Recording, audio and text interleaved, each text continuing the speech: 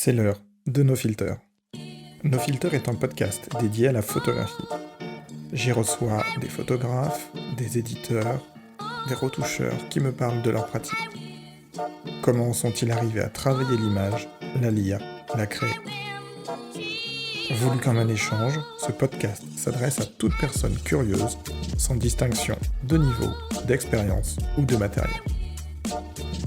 Vous écoutez No Filter, je suis Gozer, et aujourd'hui nous allons parler d'objectifs photo.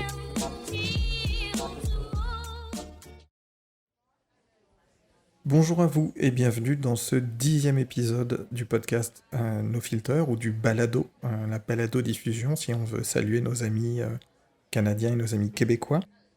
Dans cet épisode, aujourd'hui, nous allons parler d'objectifs photo. Alors, vous savez que je n'apprécie pas forcément faire des épisodes seuls. Je trouve que c'est plus intéressant quand on les fait avec un intervenant et qu'on peut échanger un point de vue. Pour autant, pour des questions d'agenda, pour des questions de possibilités, cet épisode va se faire juste vous et moi, et on va parler de quelque chose qui est très important, et on va parler du coup des objectifs photo. Alors, on va essayer de faire un petit peu comme dans l'épisode 3, tabula rasa, et d'être, si ce n'est didactique, d'être synthétique. Donc je vais pas faire un épisode de 3 heures. Je vais essayer de faire beaucoup plus court. Petit rappel avant, de manière à faire tout de suite un petit tut-tut les rageux. Mon matériel photo est du matériel Canon. Je vais donc prendre des exemples qui appartiennent à cette gamme-là. Normalement, vous retrouvez les mêmes exemples chez tous les grands constructeurs, chez tous les grands fabricants d'objectifs photo. Donc, ne prenez pas la pierre, si je puis dire, autour du sujet de la marque que je vais citer et de la marque que je vais prendre en exemple. Il est très souvent dit que un objectif peut changer la manière de photographier, d'appréhender et son appareil photo et son environnement. On va voir un petit peu ce qu'il en est, ce qu'amène vraiment un objectif et comment on va pouvoir faire des choix, parfois peut-être plus pertinents, et des différentes familles et typologies d'objectifs qu'il peut exister en photographie.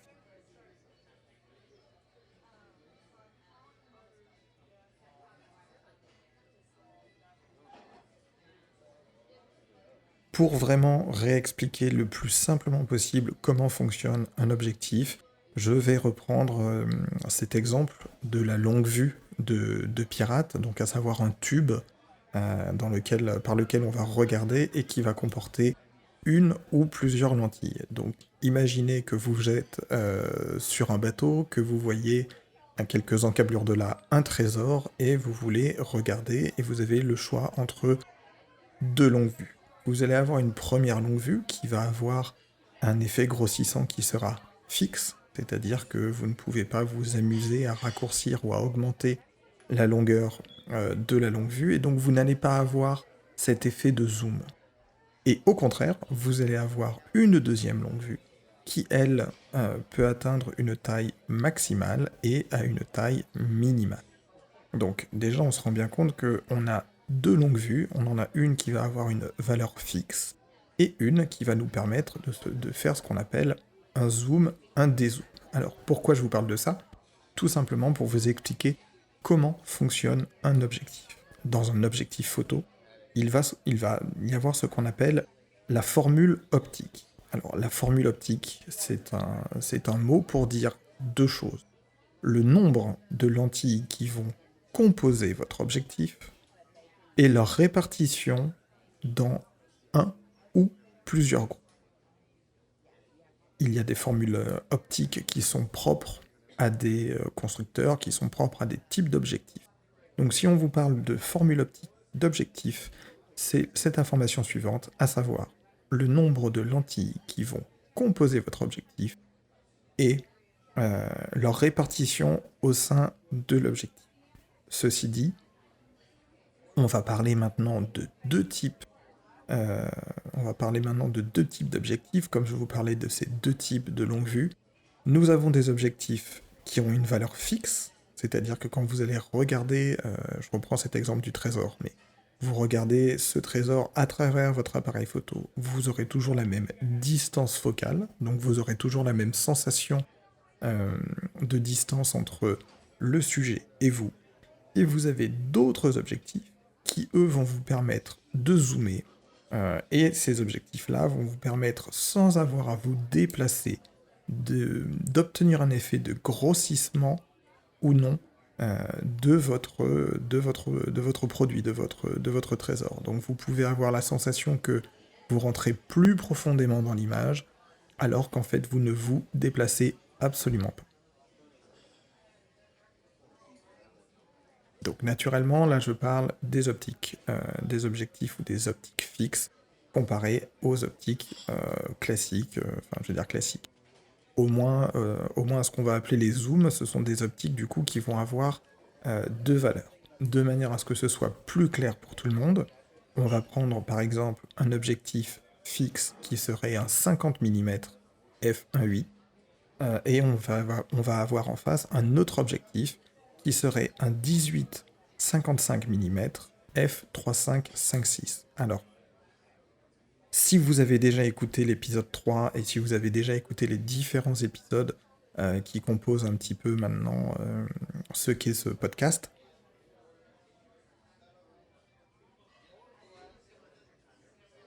vous devez déjà normalement connaître un petit peu euh, ce que veulent dire ces valeurs. On va prendre par exemple le cas du 18-55. On a deux couples d'informations, on a deux couples de valeurs, on a le champ focal, qui est 18-55, et à côté de ça, on a une autre valeur à côté qui est f35-56. Qu'est-ce que ça veut dire? Alors, f-3556, c'est la quantité de lumière que permet d'obtenir votre objectif. Donc, ça va être l'ouverture maximale et l'ouverture minimale. Et vous allez avoir ce champ focal qui va être exprimé en millimètres. Et lui, on parle de 18-55. Alors, c'est intéressant puisque on a deux valeurs de champ focal et on a deux valeurs d'ouverture. Alors que sur mon autre objectif, que j'ai pris en exemple, un 50 mm 1.8, je n'ai qu'une seule valeur de champ focal et je n'ai qu'une seule valeur d'ouverture. Il y a une dichotomie en photographie, au bout d'un moment, du moins qu'on essaye de s'équiper et qu'on cherche le meilleur matériel, c'est-à-dire que on voudrait une optique qui nous permette d'avoir un champ focal très très large, donc un grand angle, qui permette de zoomer dans quelque chose de très éloigné, on va dire du 300, peut-être du 300 mm ou du 400 mm, mais pour autant, on aimerait que cet objectif-là nous permette de laisser rentrer des quantités de lumière faramineuses. Et il faut bien vous dire quelque chose, c'est que un objectif n'est pas capable d'être bon sur les deux domaines en même temps. C'est pas possible. Vous ne pouvez pas avoir et un objectif qui va couvrir des champs focaux extrêmement éloignés les uns des autres, et en plus vous proposer d'avoir une parfaite et une excellente couverture en lumière. Donc très souvent on doit faire un choix, et très souvent ce choix va se porter euh, sur, au final, la quantité de lumière qu'on peut faire rentrer, puisqu'il existe, et on va en discuter après, des objectifs qu'on appelle des objectifs ultra lumineux. Mais je reviens très rapidement pour finir cet exemple sur ces deux objectifs. Donc, le 50 mm 1.8, vous l'avez compris, c'est une optique fixe qui me permet d'avoir toujours le même rapport de distance à mon sujet. Si quand je veux faire une photo de mon sujet, j'ai besoin de voir mon sujet plus grand, il faut que je me déplace vers mon sujet. Au contraire, mon 18-55 est en zoom et lui me permet de venir rentrer ou ressortir un petit peu de mon image de manière à créer plus de champ ou de manière à éliminer du champ autour de mon sujet et me concentrer sur mon sujet. Et nous avons à côté notre valeur d'ouverture qui est 3,5,5,6. C'est-à-dire qu'à 18 mm, je vais pouvoir je vais pouvoir avoir une ouverture qui va de f3,5 jusqu'à f22, alors que à 55 mm, je vais pouvoir avoir une valeur qui va de 5,6 à f22. Alors pour ça, je vais pas forcément vous le dire tout le temps, mais venir réécouter l'épisode 3, Tabula Rasa, avec le chapitrage où je parle peut-être un petit peu plus profondément du fonctionnement euh, de ces valeurs-là, de l'ouverture, de la sensibilité du temps de pause, et de comment fonctionne un objectif. Ça peut être une bonne chose si vraiment vous avez l'impression que je suis en train de vous parler, chinois.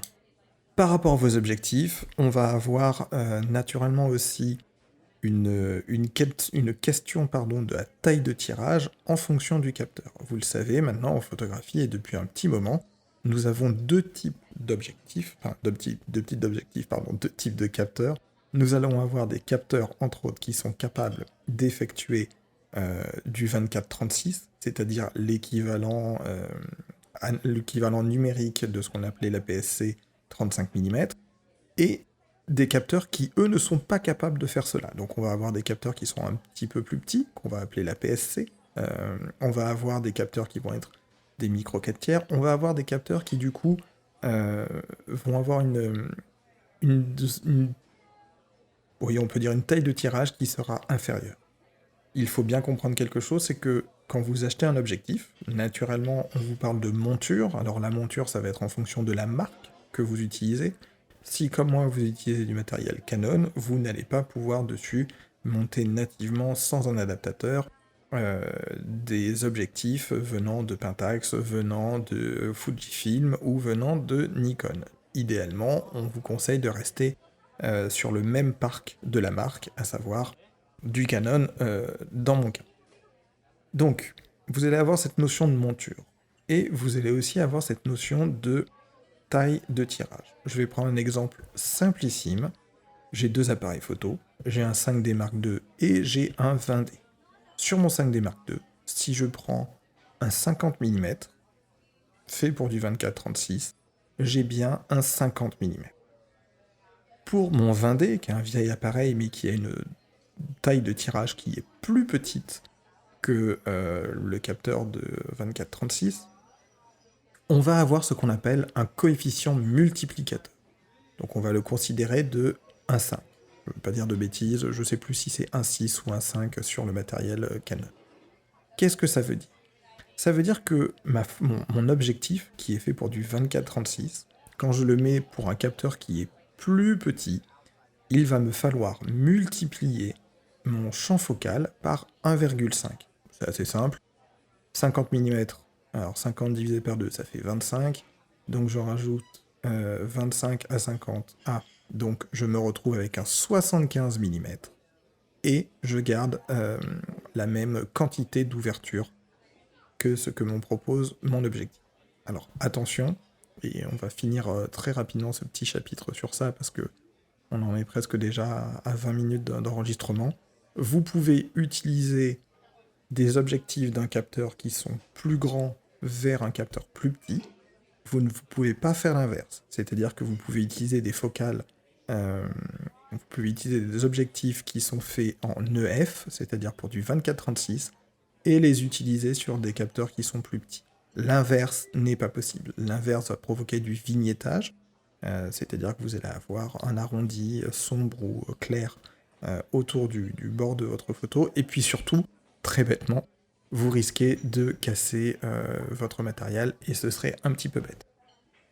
Là, on vient de voir vraiment peut-être la partie la plus technique de ce qu'on pouvait voir sur ce petit épisode très rapide sur les objectifs. Maintenant, on va voir les grandes familles d'objectifs. On va avoir 3 grandes familles. On va avoir d'un côté ce qu'on appelle les grands angles.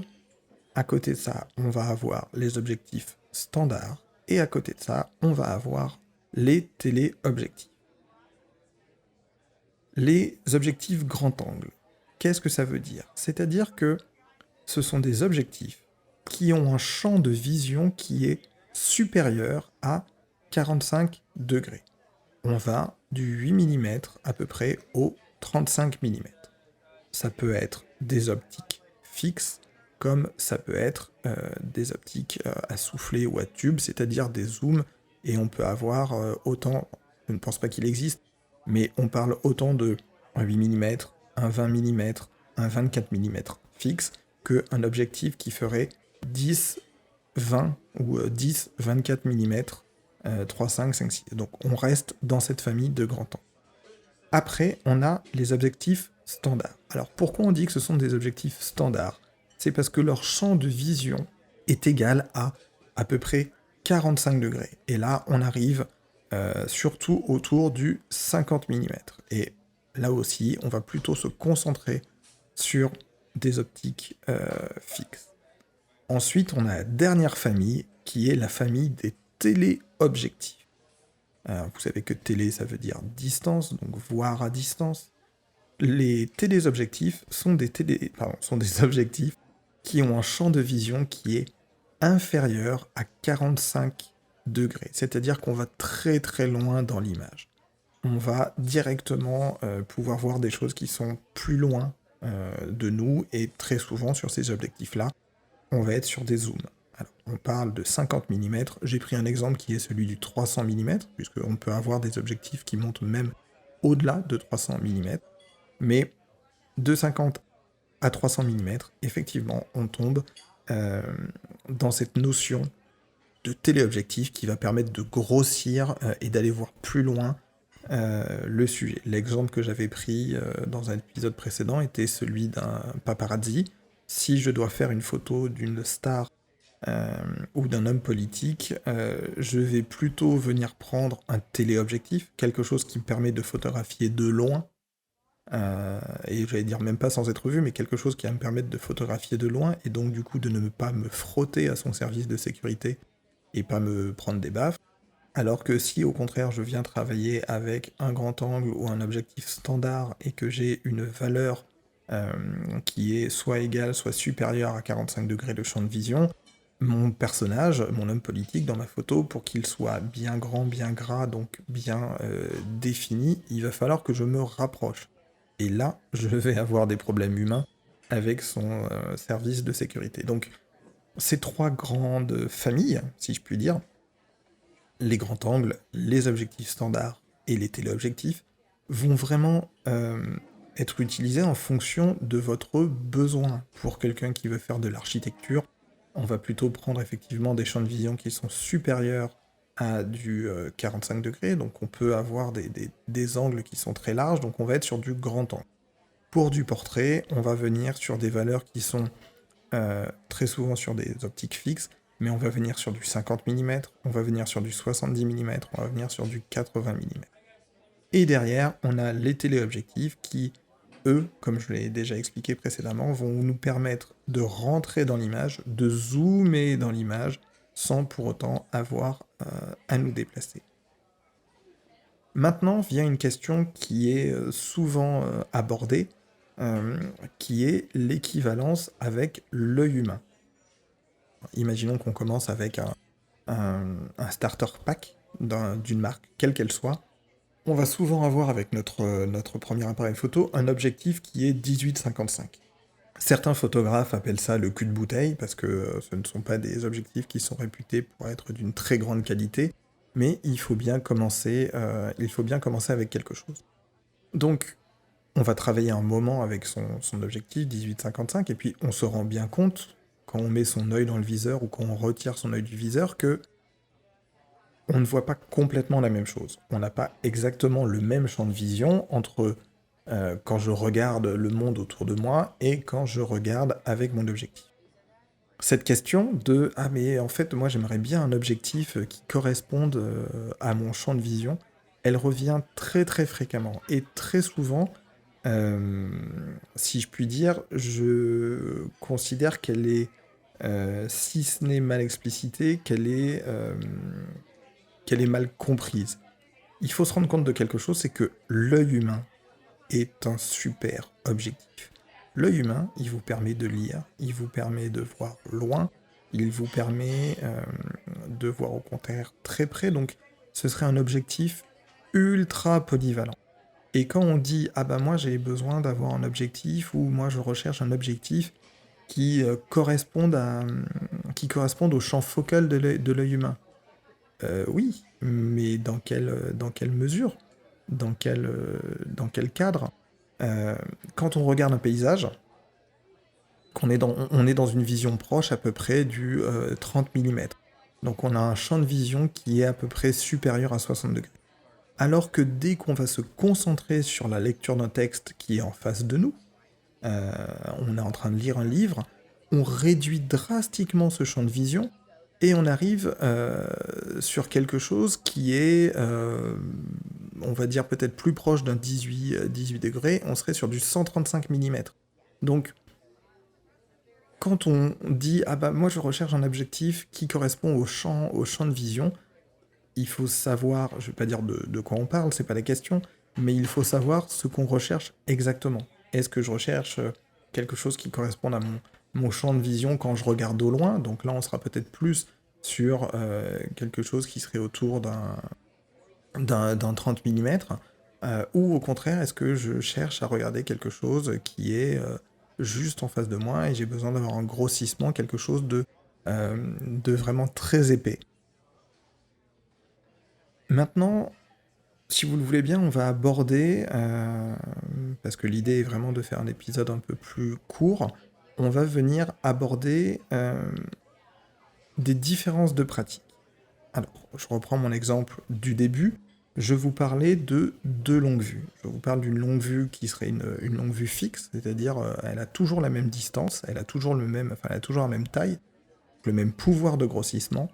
Et à côté de ça, on a une autre longue vue qui, elle, permet de s'étirer et donc jusqu'à une certaine taille et donc de zoomer. Donc vous avez compris, effectivement, je fais l'analogie entre une optique fixe et une optique avec un zoom. Qu'on parle d'un objectif à souffler ou d'un objectif à tube.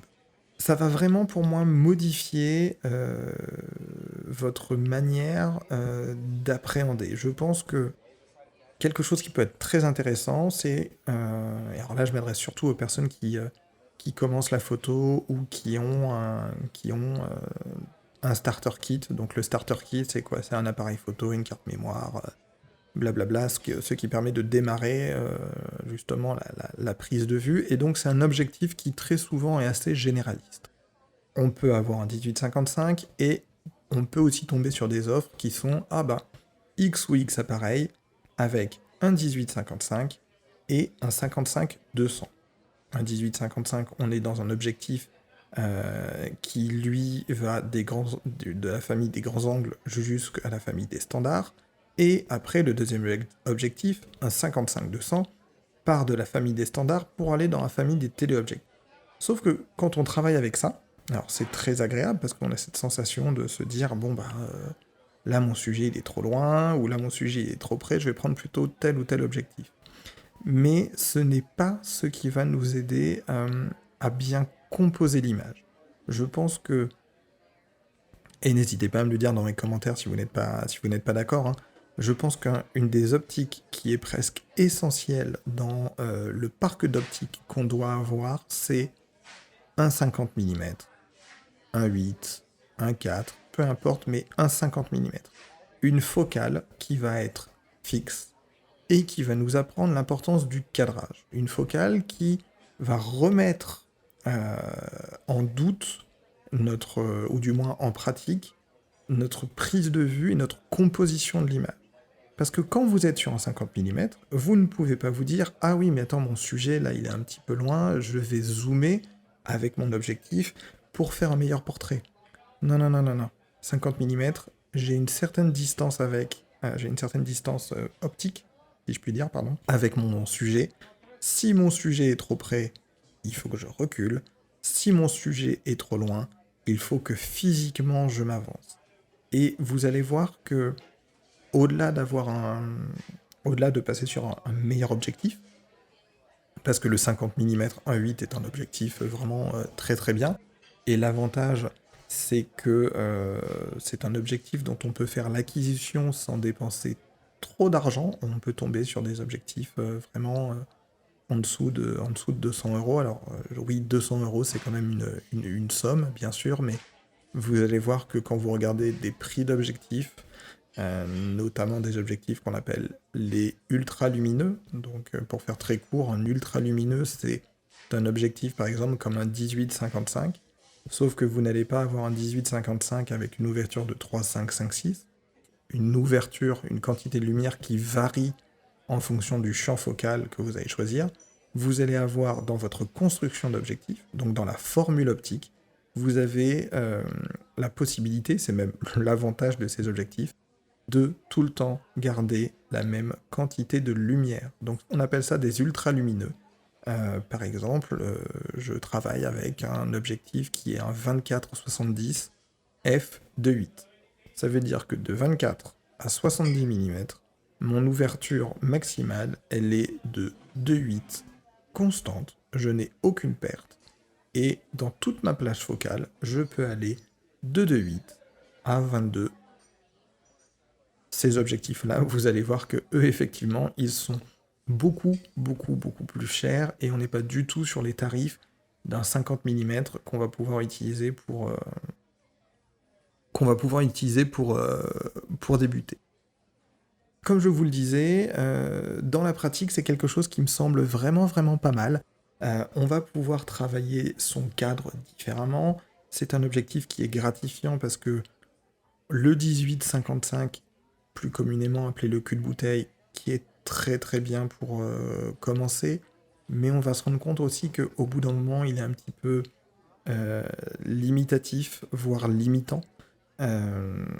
Et c'est pas qu'il va nous tirer vers le bas, mais c'est que on en fait très rapidement, on va en faire très rapidement le tour, et on a cette facilité de je rentre ou je sors de mon image, ce qui pour certaines choses peut être très bien, mais en photographie, je pense qu'il faut apprendre avec des contraintes, et que ces contraintes vont nous permettre d'être créatifs. Je vous ai déjà dit que vous aviez un mode AV, un mode TV, et que parfois il est bon de se dire, allez, là je vais essayer de shooter à telle valeur en mode TV, avec telle valeur, voilà, ma priorité ça doit être ma vitesse, et je vais essayer d'être créatif par rapport à cette contrainte dans ce que je veux photographier et qui m'entoure. Et ben, un objectif, un 50 mm, c'est exactement la même chose. C'est un objectif, quand vous allez travailler déjà, vous allez être très content parce que vous avez une quantité de lumière qui rentre, enfin vous avez un 50 mm, un 8, ou même un 4, ou même 2,8. Enfin, ce sont des choses qui vous laissent rentrer énormément de lumière, ne serait-ce que par rapport à un 18-55, 3,5-5,6, pardon. Et on a vraiment l'impression de regarder le monde qui nous entoure de nouveau avec notre appareil photo d'une nouvelle manière. Il y a beaucoup de personnes qui m'ont fait cette remarque-là quand j'en discute avec elles, qui est que le fait d'acheter un 50 mm pour commencer à travailler avec, alors que ça fait un an et demi qu'ils travaillent avec leur 18-55, ces personnes-là me disent « Ah non, mais j'ai eu l'impression de redécouvrir mon appareil.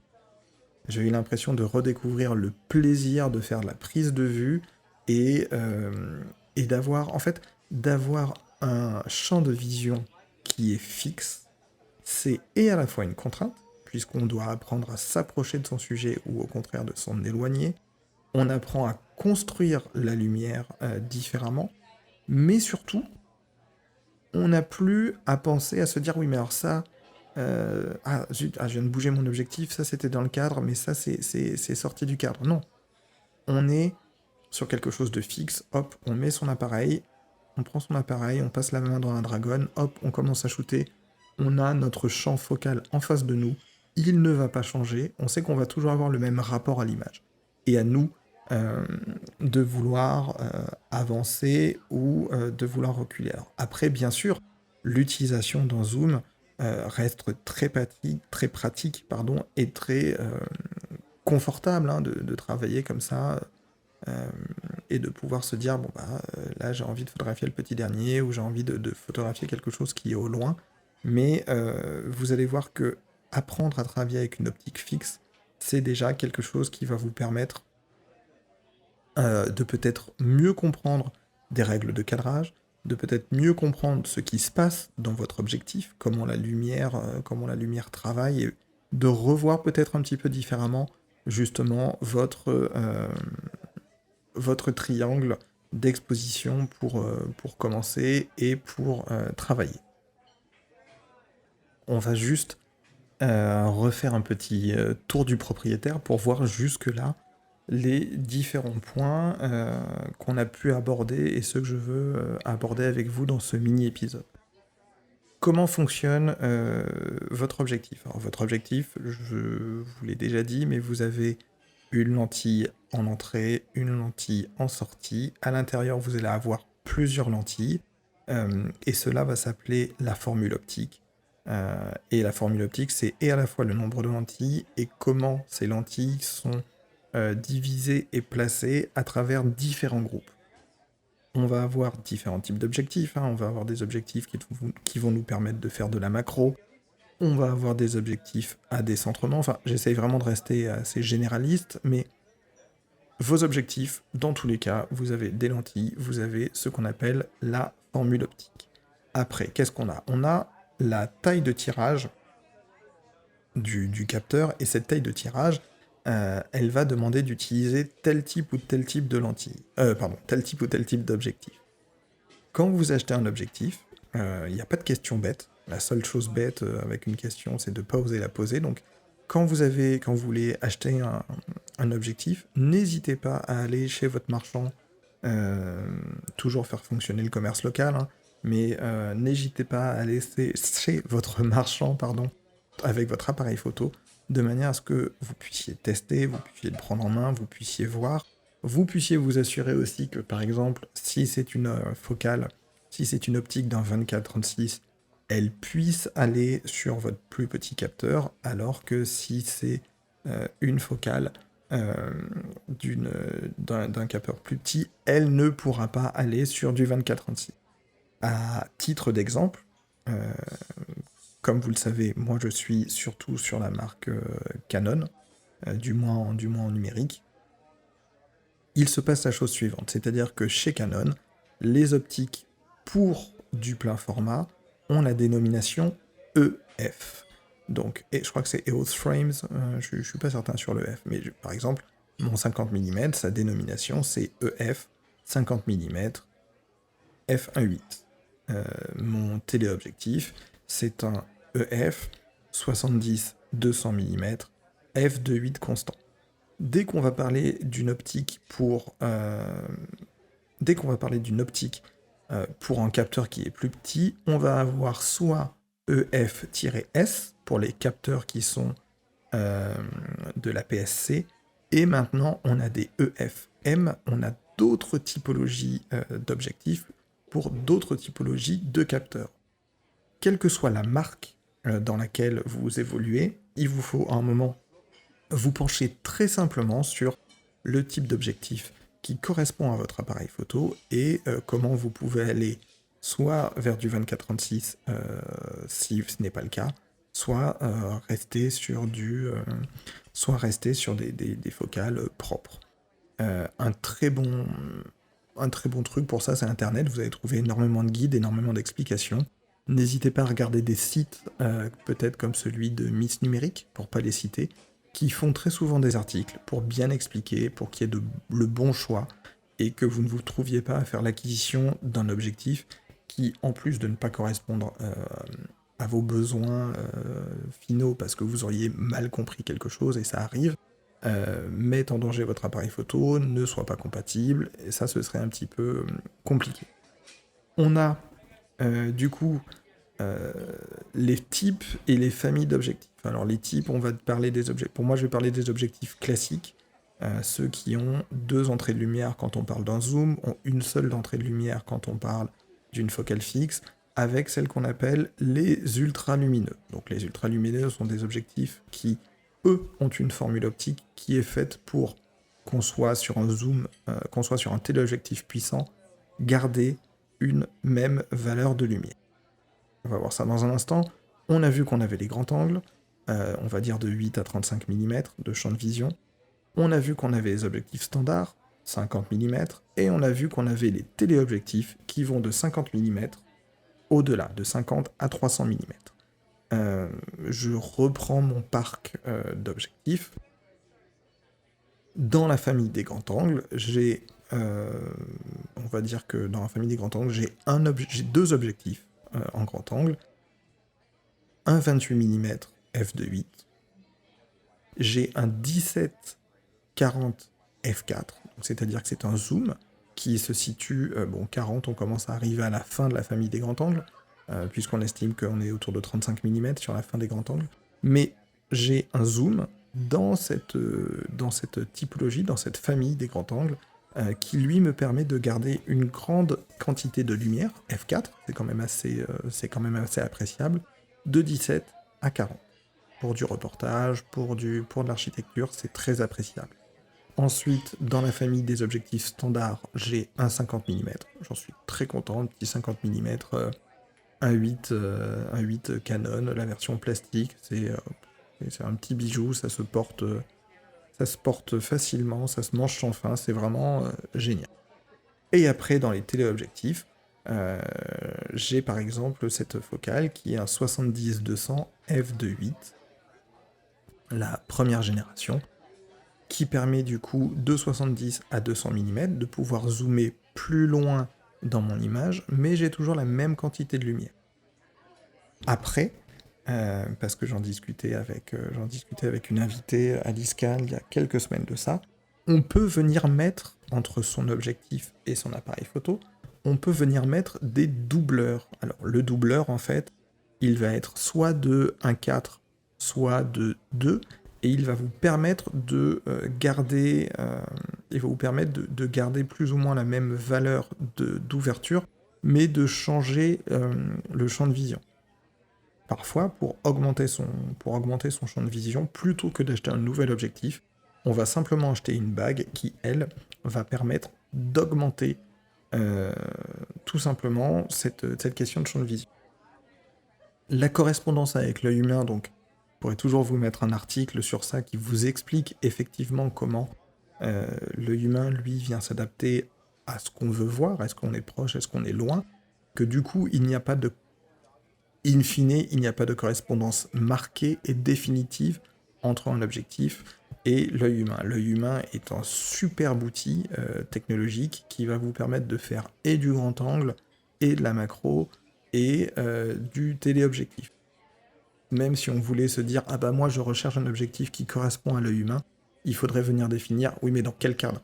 Qu'est-ce que vous regardez ? De quelle manière ?» Et comme ça, à partir de là, on peut définir un champ de vision en degrés et se dire si vous regardez au loin, on est plutôt sur du 60 degrés, donc du 30 mm ou 35 mm, des choses comme ça. Les différences de pratique, je vous l'ai déjà réexpliqué, mais c'est juste le fait de se dire que pour apprendre à mieux cadrer, pour apprendre à mieux travailler, une focale fixe, c'est peut-être pas mal, parce que ça vous permet de travailler simplement en vous disant que votre cadre ne bouge pas, et c'est une contrainte très très intéressante pour apprendre. Dans le matériel qu'on peut utiliser pour commencer, alors comme beaucoup de monde, j'ai commencé sur mon 20D il y a des années, j'avais un starter pack, un 18-55, et puis après j'ai mis un peu d'argent dans, si je ne dis pas de bêtises, un 28 mm f2.8 et ce 50 mm f1.8. Alors comme si vous suivez, comme j'étais sur un 20D qui est un capteur plus petit, mon 50 mm c'était pas un 50 mm, du coup ça devenait un 75 mm, et mon 28 mm devenait un 42 mm. Donc je n'ai pu vraiment profiter de ces focales-là que quand je suis passé sur un capteur 24-36, mais ne serait-ce que pour travailler, déjà, c'est quelque chose de fort agréable. Pour finir peut-être cet épisode qui est vraiment très très court et qui a simplement pour but de discuter avec vous un petit peu de ces questions d'objectifs, puisque on pourra les réaborder plus tard avec des invités. Et puis vous allez voir que les objectifs, en plus en septembre, en août, c'est le marronnier, hein. Vous allez voir beaucoup de guides techniques apparaître, des chasseurs d'images, des choses comme ça, et vous dire oui, tel objectif ou tel objectif. Du coup, l'importance du bon matériel. On a tendance à dire parfois que c'est l'objectif qui fait tout. Alors naturellement, l'objectif fait beaucoup. Ça, on va pas se le cacher, l'objectif est prépondérant dans la prise de vue. Après, votre appareil photo et votre objectif, ce ne sont que des outils. C'est bête, mais c'est important de le rappeler. C'est-à-dire que ce qui va vraiment faire que euh, même avec un petit 50 mm, vous allez faire des super trucs, ça va être votre œil, ça va être la manière dont vous allez le travailler. Ne vous focalisez pas non plus en vous disant «Ah mais en fait, l'objectif c'est vachement important et il faut que je mette un objectif, ah, j'ai vu cet objectif-là qui est hors de prix, et avec lui je vais faire des bonnes photos». Non, non, enfin oui, vous allez avoir une meilleure qualité d'image, mais si vous avez pas appris ou si vous n'avez pas travaillé votre pratique et votre cadrage, vous allez juste vous retrouver avec un caillou, donc un objectif qui sera hors de prix, auquel vous allez devoir faire très attention parce que vous avez des objectifs qui valent parfois 2-3 fois le prix de votre appareil photo. Et puis, je vais pas dire que ça va vous gâcher le plaisir, mais vraiment, je pense que ce petit 50 mm, ou même le 28, hein, ou même un petit 35 mm fixe, voilà, c'est 3 focales que je trouve très bien pour commencer. Un 28 mm, un 35 mm ou un 50 mm, et j'aurais plutôt une préférence pour le 50 mm, pardon. Ce sont des super focales pour apprendre. Ce sont des super focales pour quitter peut-être les packs cadeaux, gadgets qui sont faits quand on achète un appareil photo et se dire, voilà, là je vais faire 6 mois, là je vais faire une demi-saison, je vais faire 6 mois, et je vais me forcer à travailler qu'avec cette optique-là, et je vous assure que vous allez revoir vraiment différemment votre triangle d'exposition, votre manière de composer l'image, de prendre la lumière, de jouer avec la lumière. Et c'est aussi à ça que sert un objectif. Je ne parle même pas de ceux à décentrement, de ceux à miroir, enfin des objectifs pour des cas très particuliers, hein. Là, je parle vraiment d'une manière généraliste. Donc ça va être pas mal, et c'est ce qui va vous permettre de travailler et de vous améliorer. On arrive sur la fin de cet épisode. Comme je vous avais dit, c'est vraiment un épisode qui est court. Pas d'invité ce mois-ci. On devrait, j'espère, revenir à la normale pour le mois de septembre. J'espère que ce petit amuse-bouche, si je puis dire, vous aura permis d'en comprendre un peu plus sur le fonctionnement de votre objectif.